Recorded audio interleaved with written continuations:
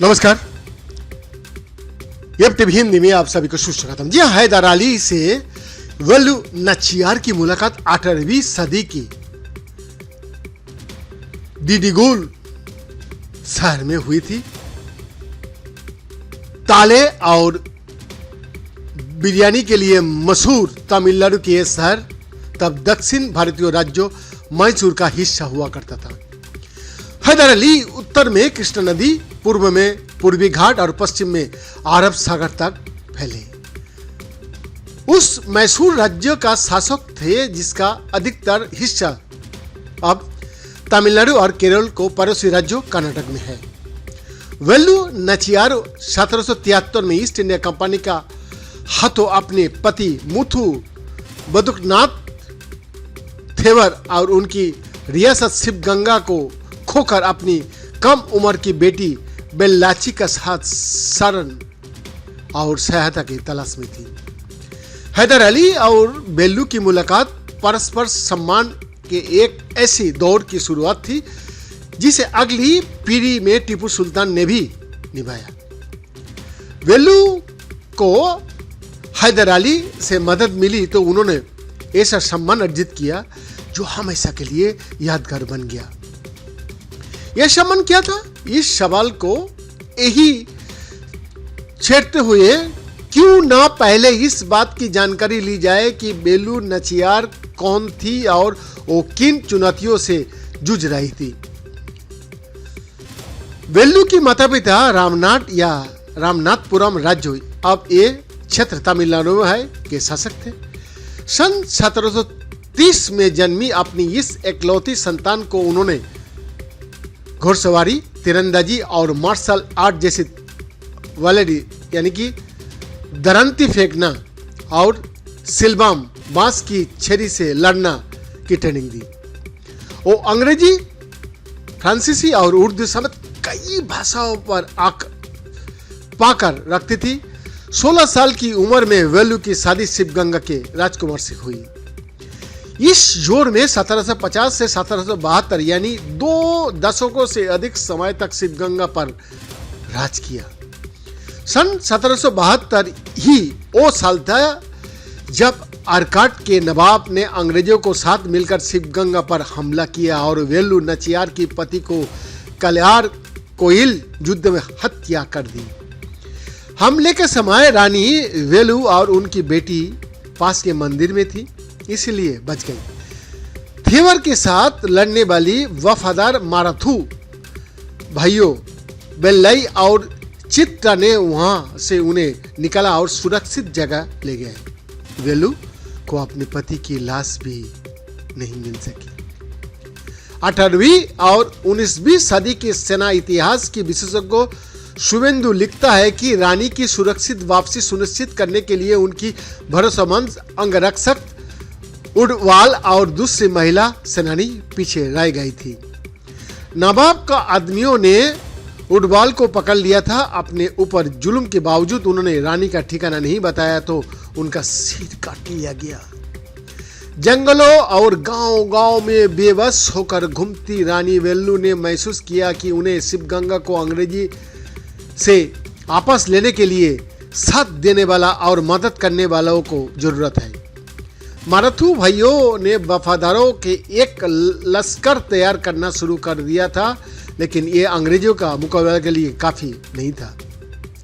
मैसूर की सुल्तान हैदर अली का ना तो अंग्रेजों से अच्छा संबंध था और ना ही आरकाट के नवाब से, इसलिए रानी वेलु ने उनकी मदद लेने की फैसला किया और मैसूर की खतरनाक सफर तय किया। वेलु नाचियार की हैदर अली से मुलाकात शिवगंगा से लगभग 100 किलोमीटर दूर डिडिगुल में हुई। उन्होंने हैदर अली से उर्दू भाषा में बात की और उन्हें अपनी हिम्मत और दृढ़ता से भी बहुत प्रभावित किया।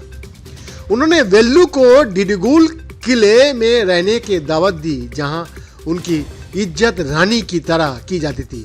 हैदर अली ने दोस्ती की प्रतीक के तौर पर वेलु के लिए अपने महल का अंदर एक मंदिर भी बनवाया। इतिहासकार और मणिकंदन के अनुसार हैदर अली के साथ वेल्लू नाचियार की एकता आपसी जरूरत से पैदा हुई थी। वेल्लू को अपना राज दोबारा प्राप्त करने के लिए सैनिक सहायता की जरूरत थी, जबकि हैदर अली ने उस क्षेत्र में ब्रिटेन उपनिवेशवादी शक्ति को चुनौती देने के अवसर समझा। हैदर अली ने अंग्रेजों के खिलाफ वेल्लू की लड़ाई में साझेदार बनने के संकल्प किया। उन्होंने वेल्लू को मासिक 400 पाउंड और हथियारों के साथ साथ सैयद कर्की के नेतृत्व में 5000 पैदल सैनिक और घुड़सवार दस्तों की मदद भी दी। शुभेंदु लिखता है, इस फौज के साथ रानी वेल्लू ने शिवगंगा का विभिन्न क्षेत्र की जीतना शुरू कर दिया, वहां तक कि वो 1781 में तिरुचिरापल्ली किले तक पहुंच गया जो अंग्रेजों का कब्जे में था।